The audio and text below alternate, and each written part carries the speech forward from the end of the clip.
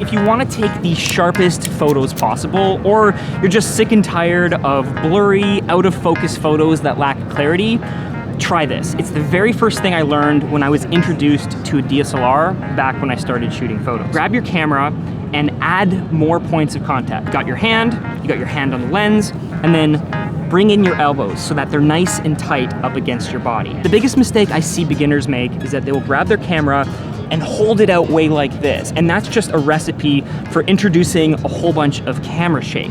But if you bring it in, and then you do the next step of thinking of yourself as a power lifter or a weightlifter, when every time they make a movement, they're kind of breathing with the movements that they're making. So they're bracing themselves so that everything is nice and firm and everything is nice and steady. Now, if you want to take that one step further, think of yourself as a sniper. Like you have this long rifle with a scope and you're looking down the barrel of that scope, and what you want to do is you actually want to take those shots in between holding your breath. So that's like the ultimate amount of sharpness. Just like that. Now, before we talk about the next tip, I want to show you these two photos. So check out these two photos. Which one do you like better? I think the one on the right looks better. So take a close look and decide for yourself which one you like better. Think about why that is, and we'll talk about it in just a bit.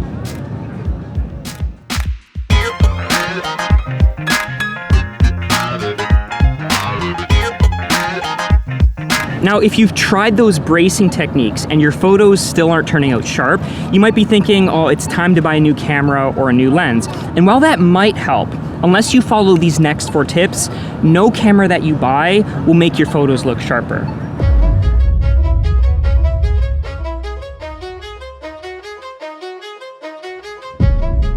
It's possible, if your photos aren't turning out sharp, that you're using the wrong autofocus. Now, autofocus is comprised of 3 different things. The first is the zone of your autofocus, and you can set like a spot, so the camera only focuses on one little area. You can usually set like a larger spot, or you can set like chunks of zones. In addition to that, you also want to make sure you're tracking the correct subject. So if you know you're tracking a person, set your autofocus to people, or if you know you're tracking cars, set it to cars, etc. Animals. Animals, eye autofocus. What does your Sony have? Same thing. Same thing? Same thing. Same thing as my People. Canon? Are you trying to make a comparison here? Are you trying to imply It is different. camera superiority?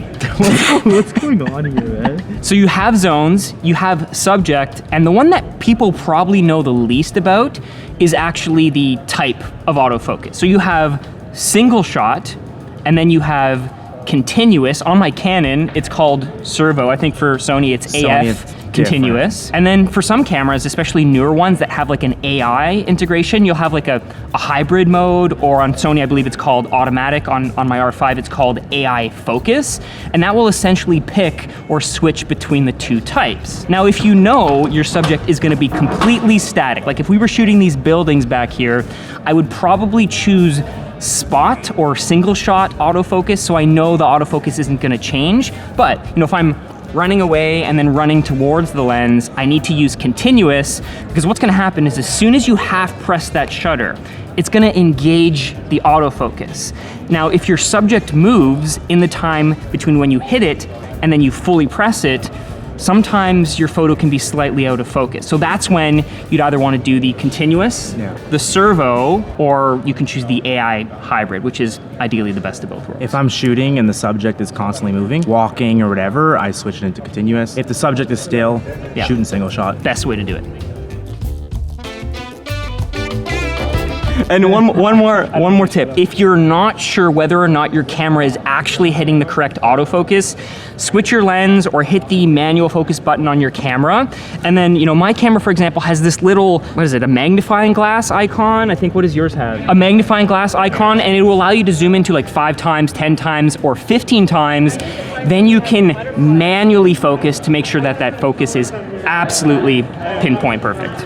What's going on here? We're at the Canon Socality event right now. So lots of people shooting stuff in the background. Actually, everyone. Look, everyone's back there.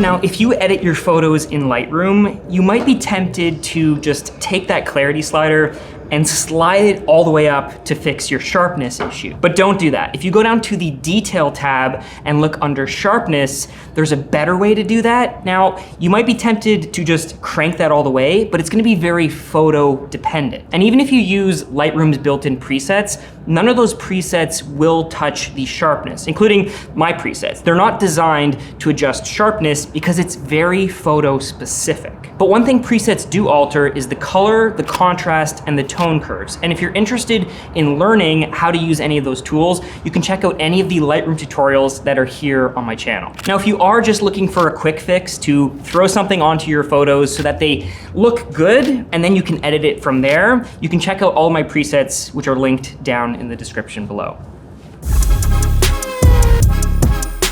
So what is sharpness? Sharpness is edge detail, or the difference between one object and the next. Now, if you go into Lightroom and you take that sharpness slider and you just slide it all away, that doesn't create more sharpness because it can only enhance things that are there. So how do you capture sharpness in your photos to begin with? Well, one way is with lighting. So if you're looking at lighting a scene, you could just blast it with light, flat, diffused, let's say overcast lighting, like kind of like what we have here. But if you instead look at directional lighting, so that golden hour light that we typically refer to, or hard lighting to like create that more contrast in your photos, that's something that can help pull more detail or more sharpness out of your photos. I think. Come close.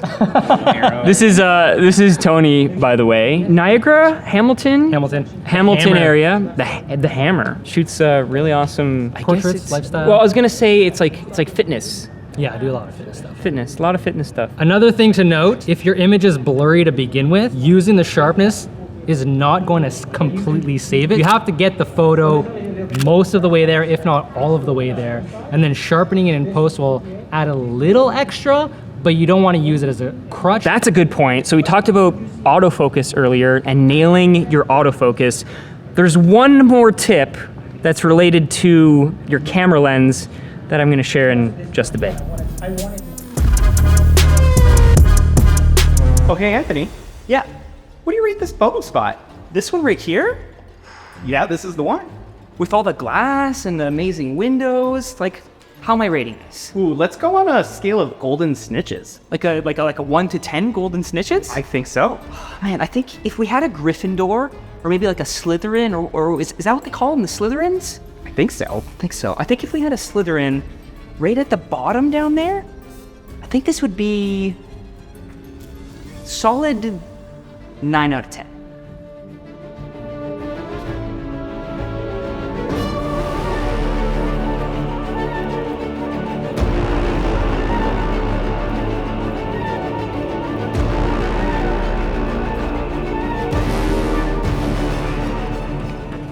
Okay, before we talk about Aperture, I need to talk about shutter. One of the ways that you can completely obscure the sharpness or the details inside of your photos is using an incorrect shutter speed. Now, the one thing you've probably heard is the rule where it says, now the one thing is the rule where it says, take 1 over your focal length and use that as your shutter speed. So in this case, if I was shooting on a 70 to 200, all the way zoomed in, then I'd be 1 over 200. But sometimes that's not enough. So I actually like to go to the 1 over 2 times your focal length rule, which would be 1 over 400. Now, if you're using an older lens that doesn't have image stabilization, you might actually need to go to 1 over 2.5 times your focal length. Just test it out, see what works for you, and start from there. Why am I out of breath? Now, there is something to be said for higher resolution cameras. So my R5, 45 megapixels, you can get like 61 megapixel Sony A7Rs, and that's when the resolving power of that camera sensor increases. And so that 1 over 2 times your focal length rule kind of goes out the window a little bit, because if you start to zoom in a lot, you can still get slight bit of blurriness inside of your photo. So again, make sure you're testing it out. One more thing, if you have a moving subject, like if you're shooting cars that are moving really fast, or you're shooting a person that's doing an action sport, sometimes you do need to compensate for the speed of the subject rather than the speed and the shakiness of your hands and your ability to keep the camera steady. Stefano, do you have anything to add to this? What's going on here? What are we doing? What is We're this? talking about safe shutter speeds and how to get clean, crisp, sharp photos. Stefano doesn't know anything. So nice. Actually, there is one kind of caveat to this whole rule. Jay, come here. Last week, you shot some motorsports. Yeah. Shutter speeds with motorsports kind of completely go out the window when you want to do those like panning shots. So motion blur is really tied to your shutter speed. So if we're trying to freeze a car and have blur in the background, we have to track at a slower shutter speed. So something like 110 to 1/40. Really low. Really low. And then that's where we go back to the tip that I shared with you earlier, where you need to be able to brace yourself nice and tight. Think of yourself as a power lifter. You know, breathe in, get the shot, super steady. and then breathe out. for sure.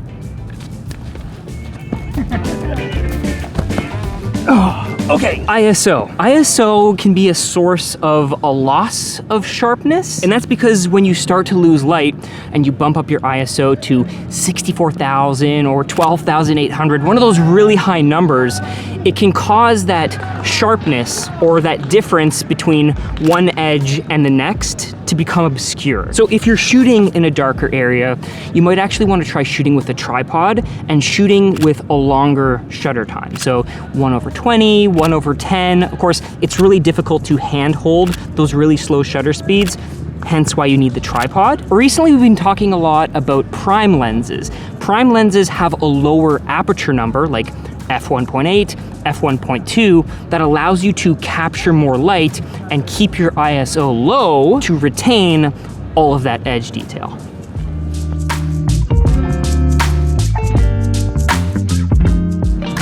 So we've talked a little bit about aperture, and aperture is of course what controls depth of field inside of your images. With a lower f number like 1.2, it's gonna be a lot shallower, so you have more of that blurry background effect, but it's also not the sharpest setting for when you're shooting photos. Typically, you wanna bump up your aperture one stop from its lowest setting in order to get the sharpest photo. So if it's a 1.2 lens, which, you know, those are really expensive lenses, you might wanna bump up to 1.4 or 1.8. If it's a f2.8 lens, you might want to bump it up to f4, but usually a few clicks of the wheel on your camera up from the lowest setting will help improve the clarity and the sharpness inside of your photos. So you remember those two photos I showed you at the beginning? Yeah. And you said you like the one on the right better? The one on the right looked a little bit more clear. It's a little bit clearer, a little bit less haze, and that haze is removed because we're using a circular polarizer. So a circular polarizer removes the haze caused by light hitting air particles or water particles or dust particles, things that are in the air. So the photo that you're seeing on the right actually has the circular polarization applied so that you can pull out more detail, more contrast, and more sharpness out of that photo. Fun. CPL, eh? CPL, do you have one? I do have one. I also have one. Not on right now, but in some cases, it can actually help. Again, very niche, sometimes portraits. Try it, give it a try. So did you guess correctly? Did you guess which one of those two photos was shot with a circular polarizer? If you did, let me know down in the comments down below. And if you learned anything from this video about improving the sharpness of your photos, hit that subscribe so you get more videos like this. And until the next one, go shoot photos.